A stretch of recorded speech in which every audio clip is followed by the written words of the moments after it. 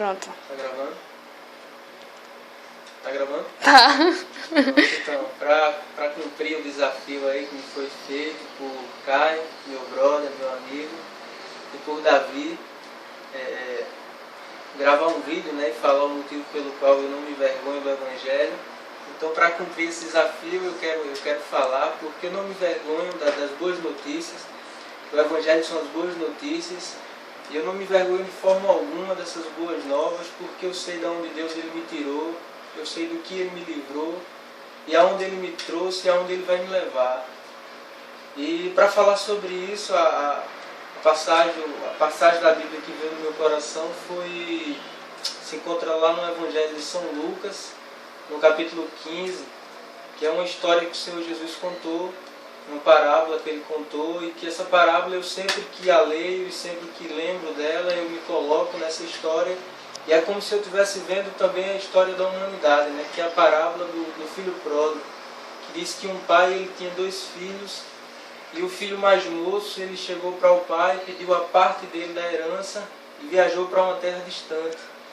E eu vejo essa história desse filho pródigo como a minha história e como a história de todo mundo.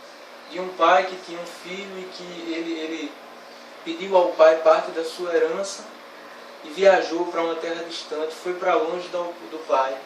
E essa história é a minha história. Um dia eu me voltei contra Deus e decidi ir para um lugar longe, distante dele.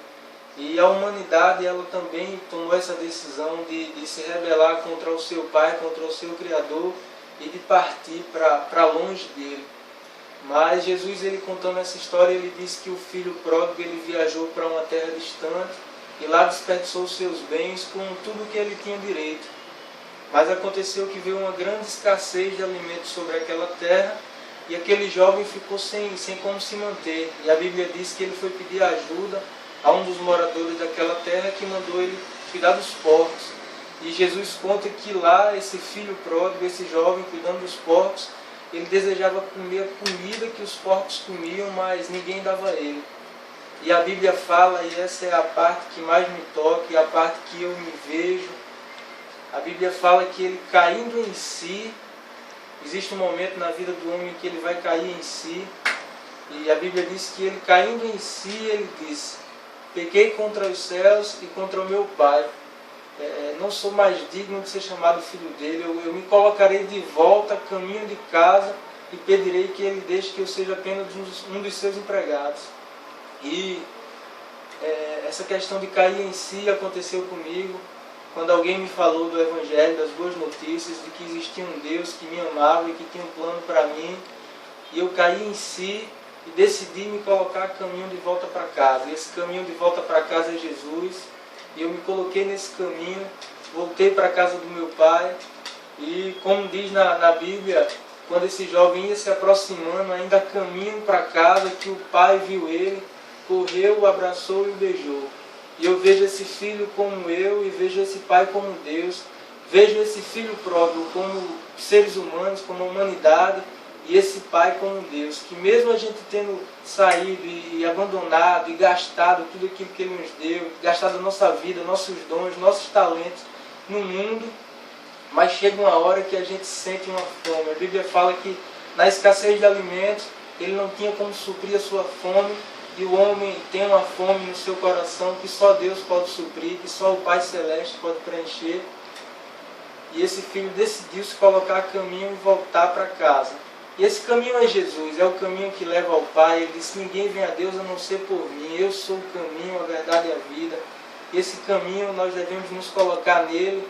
Eu estou mais uma vez me colocando nesse caminho, que é o caminho que leva à paz, o caminho que leva à alegria, o caminho que leva à saúde, o caminho que leva à realização completa, é o caminho que leva para Deus. Eu não me envergonho de forma alguma do Evangelho, da Bíblia Sagrada, de Jesus Cristo, meu Senhor e eterno Rei. E é isso aí. O desafio foi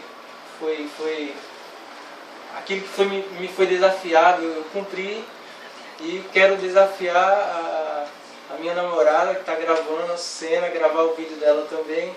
E é isso aí. Abraço Davi, abraço Caio, amo vocês. Davi, tu é um cara que eu admiro muito. te tenho como referencial de alguém que eu quero me tornar. Você é um exemplo para mim. E Caio, tu é mais que um amigo, tu é um irmão meu, por muitas brigas, muitas coisas que a gente já passou, mas a nossa amizade continua inabalável, um pouco distante agora, mas você é meu irmão, meu brother. Então eu desafio a Sucena, minha namorada, a gravar o vídeo dela, e também desafio o Everson, um brother meu, a gravar o vídeo dele. Abraço.